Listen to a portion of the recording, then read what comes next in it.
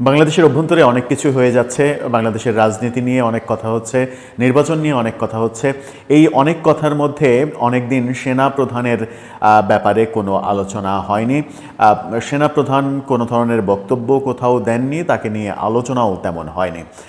নির্বাচন কর্মকাণ্ড এগিয়ে আনা, পিছিয়ে দেওয়া, এরকম অনেক তর্ক বিতর্ক, লন্ডনে বৈঠক, সেই বৈঠককে কেন্দ্র করে দেশে একাধিক দলের গোস্বা করা, অনেক কিছুই আমরা রাজনীতিতে দেখছি। ঠিক অনেক কিছু দেখার মাঝে সেনাবাহিনী অনেকটা, সেনাপ্রধান অনেকটা অন্তরালেই রয়েছেন। সেই অন্তরালে থাকা সেনাপ্রধানকে আজকে দেখা গেল চট্টগ্রামে বাংলাদেশ নৌবাহিনীর অর্থাৎ নেভাল একাডেমিতে রাষ্ট্রপতির কুচকাওয়াজ অনুষ্ঠানে বক্তব্য দিতে।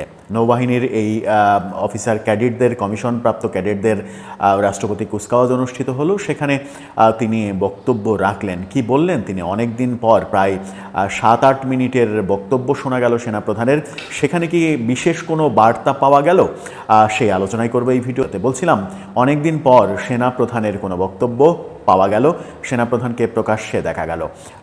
আজকে চট্টগ্রামে নেভাল একাডেমিতে নৌবাহিনীর যে কমিশনপ্রাপ্ত ক্যাডেটদের রাষ্ট্রপতি কুচকাওয়াজ, সেই অনুষ্ঠানে তিনি বক্তব্য দিলেন। রাষ্ট্রপতি কুচকাওয়াজ হলেও সেখানে রাষ্ট্রপতির উপস্থিতি আমরা দেখিনি।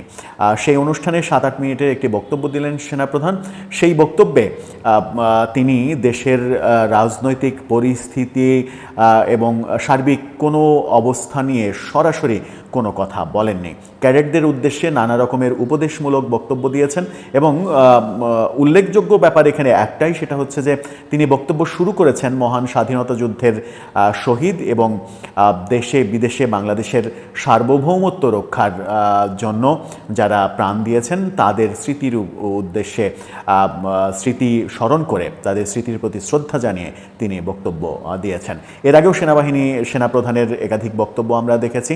তার বক্তব্য নিয়ে অনেকে বিতর্ক করার চেষ্টা করেছেন যে তিনি 71-এর মুক্তিযুদ্ধের কথা বলছেন, মুক্তিযুদ্ধের শহীদদের স্মৃতির উদ্দেশ্যে শ্রদ্ধা জানাচ্ছেন, কিন্তু 24-এর জুলাই আন্দোলনের শহীদদের শ্রদ্ধা জানাচ্ছেন, এরকম অনেক বিতর্ক উঠেছে। কিন্তু সেনাপ্রধান তার জায়গায় এখনও বলিষ্ঠ ভূমিকাতেই আছেন, এমনটাই মনে হলো। তিনি মহান মুক্তিযুদ্ধের শহীদদের শ্রদ্ধা জানালেন এবং তিন বাহিনীর বিভিন্নভাবে দেশে বিদেশে যারা শহীদ হয়েছেন, দেশের সার্বভৌমত্ব রক্ষার জন্য যারা শহীদ হয়েছেন, তাদের প্রতি শ্রদ্ধা জানালেন। তার বক্তব্যে মূলত নৌ ক্যাডেটদের নানা পরামর্শমূলক বক্তব্য উঠে আসলো। নৌবাহিনীকে আধুনিকীকরণ করার জন্য অনেক ব্যবস্থা নেওয়া হচ্ছে, সেই বক্তব্য উঠে আসলো। কিন্তু অনেকের প্রত্যাশা অনুযায়ী দেশের সার্বিক পরিস্থিতি নিয়ে একটি কথাও আসেনি। স্বাভাবিকভাবে আসার কথাও নয়। অন্য একটা বাহিনীর কুচকাওয়াজে তিনি গিয়েছেন, সেখানে দেশের রাজনীতি নিয়ে কেন কথা বলবেন, এই প্রসঙ্গ তো আসেই। কিন্তু দেশে যখন অনেক কাণ্ড ঘটে যাচ্ছে, নির্বাচন নিয়ে সেনাপ্রধানের যে প্রত্যাশা, সেই প্রত্যাশা পূর্ণ হচ্ছে না। সেই প্রত্যাশার বাইরে গিয়ে প্রধান উপদেষ্টা এপ্রিলে নির্বাচনের কথা বলেছিলেন। এরপরে লন্ডন বৈঠকের পরে ফেব্রুয়ারিতে নির্বাচনের সম্ভাবনা অনেকে দেখছেন। নির্বাচনকালীন সময়ে সেনাপ্রধান সরকারের দেয়া দায়িত্ব পালন করবে, এরকম আমরা গত সপ্তাহে সেনাবাহিনীর প্রেস ব্রিফিংয়ে শুনতে পেয়েছিলাম। প্রেস ব্রিফিং থেকে বলা হয়েছিল যে সরকার নির্বাচনে সেনাবাহিনীকে যেভাবে যে ভূমিকা পালন করতে বলে সেই ভূমিকায় পালন করবে।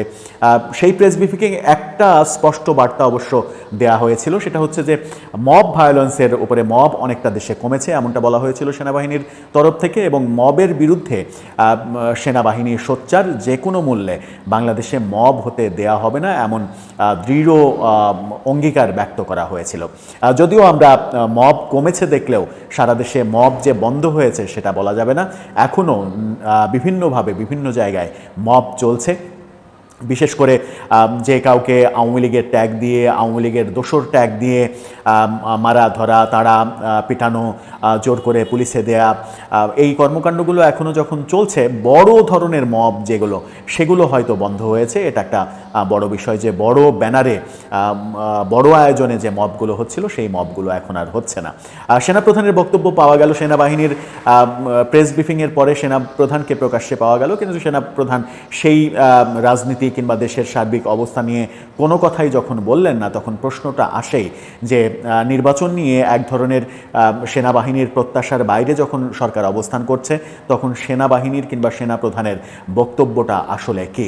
এর আগে গত সপ্তাহে আমরা দেখেছিলাম যে সেনাবাহিনীর নামে সেনাপ্রধান সরকারকে 6টি পরামর্শ দিয়েছে, 6টি পয়েন্ট বলেছে যে এই 6টি পয়েন্ট কার্যকর করতে হবে আগামীতে নির্বাচনের ক্ষেত্রে। সেরকম প্রচারণা প্রোপাগান্ডা আমরা সামাজিক যোগাযোগ মাধ্যমে দেখেছিলাম। সেনাপ্রধানের তরফ দিয়ে এইরকম প্রচার করা হয়েছিল যে সেনাপ্রধান প্রফেসর ইউনূসকে এই 6টি পয়েন্ট বলেছেন যে এইগুলো করতে হবে। কিন্তু পরবর্তীতে আমরা দেখেছি যে সেনাবাহিনীর তরফ থেকে, আইএসপিআরের তরফ থেকে সেই প্রচারণা ফেক, গুজব এমনটা ঘোষণা করা হয়েছে।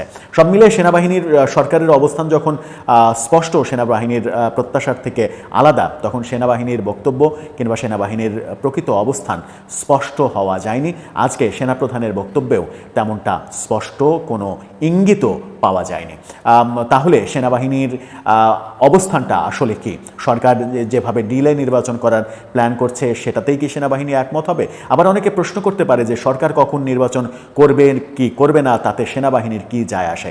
সেনাবাহিনীর অবশ্যই যায় আসে, কারণ 5 আগস্ট সরকার পতনের পরে, শেখ হাসিনা সরকারের পতনের পরে সেনাপ্রধানই সমস্ত রাজনৈতিক দলকে ডেকেছিলেন, ডেকে নতুন সরকার কিভাবে গঠন করা হয় সেই প্রক্রিয়া 8 আগস্ট ইউনূস সরকারের শপথের ক্ষণ পর্যন্ত, শপথ নেওয়া পর্যন্ত যত কার্যক্রম সেগুলো কিন্তু সেনাপ্রধানের নেতৃত্বেই হয়েছিল এবং সেনাপ্রধানই বলেছিলেন যে আপনারা আমার উপরে আস্থা রাখুন, ভরসা রাখুন, দেশ বিশৃঙ্খল অবস্থার দিকে যাবে না, দেশ ঠিকভাবে এগোবে। সেই কারণেই বলা হয় যে এই যে সরকার গঠন হয়েছে, এই যে সরকার চলছে, এই সরকার গঠন এবং চলার পেছনে সেনাপ্রধান এবং সেনাবাহিনীর ভূমিকা যেমন রয়েছে, আবার আরেকটা ব্যাপার যে সেনাবাহিনীকে এখনও মাঠে রাখা হয়েছে, ম্যাজিস্ট্রেসি ক্ষমতা দিয়ে মাঠে রাখা হয়েছে। একটা সুশৃঙ্খল বাহিনী যাদের দায়িত্ব মূলত দেশের সার্বভৌমত্ব রক্ষা করা, তারা কতটাই সাধারণ মানুষের মধ্যে কতদিন আর থাকবে, কতদিন তারা এই মাঠে ঘাটে ঘুরে বেড়াবে, এটাও একটা বড় ব্যাপার। কারণ সেনাবাহিনী যদি বেশি দিন মানুষের মধ্যে বিরাজ করে, তাহলে সেনাবাহিনীর যে গাম্ভীর্য, ভাব গাম্ভীর্য, সেনাবাহিনীকে সাধারণ মানুষ যে এখনও আলাদা অবস্থানে ভাবে, সেই অবস্থানটা অনেকটা নষ্ট হয়ে যাবে। পুলিশের মতো আচরণ করা শুরু করবে মানুষ সেনাবাহিনীর সঙ্গে। সেই কারণে সেনাবাহিনী চাইবে যত দ্রুত নির্বাচন হোক, ততই তারা দ্রুত ব্যারাকে ফিরে যেতে পারবে। এই কারণেই সেনাবাহিনীর সঙ্গে নির্বাচন এবং সরকারের কর্মকাণ্ডের একটা যোগসাজশ, একটা সম্পর্ক থাকা উচিত। দর্শক, আপনার কি মনে হয় শেষ পর্যন্ত সেনাবাহিনীর কিংবা সেনাপ্রধানের অবস্থানটা কি হবে? আপনার মতামত জানিয়ে লিখতে পারেন আমাদের কমেন্ট বক্স।